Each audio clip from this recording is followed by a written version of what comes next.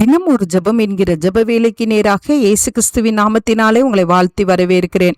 இன்றைய நாளுக்குரிய வசனம் சங்கீதங்களின் புஸ்தகம் 128வது சங்கீதம் வசனம் 6. நீ உன் பிள்ளைகளின் பிள்ளைகளையும் இஸ்ரவேலுக்கு உண்டாகும் சமாதானத்தையும் காண்பாய். நாம் யாவரும் கண்களை மூடி தேவனை நோக்கி ஜெபிப்போம். எங்களை நேசிக்கிறதான நல்ல தகப்பனே, இந்த நாளுக்காக நாங்கள் நன்றியோடு உம்மை ஸ்தோத்திரிக்கிறோம் ஆண்டவரே. கர்த்தர் கொடுத்த புதிய நாளுக்காக நன்றி.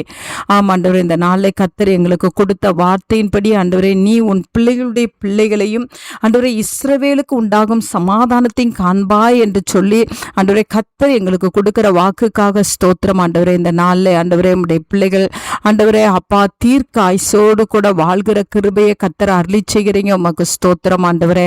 ஆமாண்டவரே, பாதி வயதிலே என்னை எடுத்துக்கொள்ளாதையும் என்று சொல்லி தாவீது ஜெபித்தது போல இந்த நாளில் ஒருவேளை பாதி வயதிலே பலவீனத்தோடு வியாதிகளோடு ஆண்டவரே நித்தமும் வேதனை சந்தித்து கொண்டு இருப்பார்கள். ஆனால் கர்த்தர் இன்றைக்கு உடைய பிள்ளைகளை பார்த்து நீங்க கூறுகிற வார்த்தைக்காக ஸ்தோத்திரம். பிள்ளைகளின் பிள்ளைகளை காண்கிற கிருபையை கர்த்தர் கொடுக்கிறீங்க. உமக்கு ஸ்தோத்திரம். சமாதானத்தோடு காண்கிற கிருபையை கர்த்தர் கொடுக்கிறீங்க. உமக்கு ஸ்தோத்திரம்.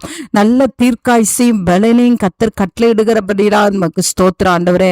ஆமாண்டவரே, உடைய பிள்ளைகளுடைய வாழ்க்கையிலே ஆண்டவரே உமக்கு ஸ்தோத்திரம் ஆண்டவரே. எந்த பலவீனங்கள் இருந்தாலும் ஆண்டவரே, எந்த நோய்கள் இருந்தாலும் ஆண்டவரே, ஒருவேளை முதிர் வயதா இருந்தாலும் ஆண்டவரே பிள்ளைகளுக்கு நல்ல ஒரு சமாதானத்தை கொடுத்து, பிள்ளைகளின் குடும்பங்களுக்குள்ளே ஒரு சமாதானத்தை கொடுத்து ஆண்டவரே குடும்பம் முழுவதையும் கர்த்தர் பாதுகாத்து ஆசீர்வதித்து ஆண்டவரே தீர்க்க ஆயுசை கொடுத்து ஆண்டவரே சுகத்தை கொடுத்து ஆரோக்கியத்தை கொடுத்து உடைய பிள்ளைகளை தாங்க போறீங்கப்பா. அதற்காய் ஸ்தோத்திரம். உடைய பிள்ளைகள் சந்தோஷப்படட்டும் ஆண்டவரே.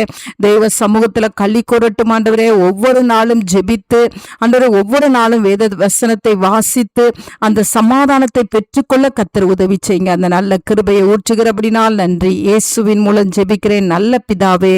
ஆமேன், ஆமேன்.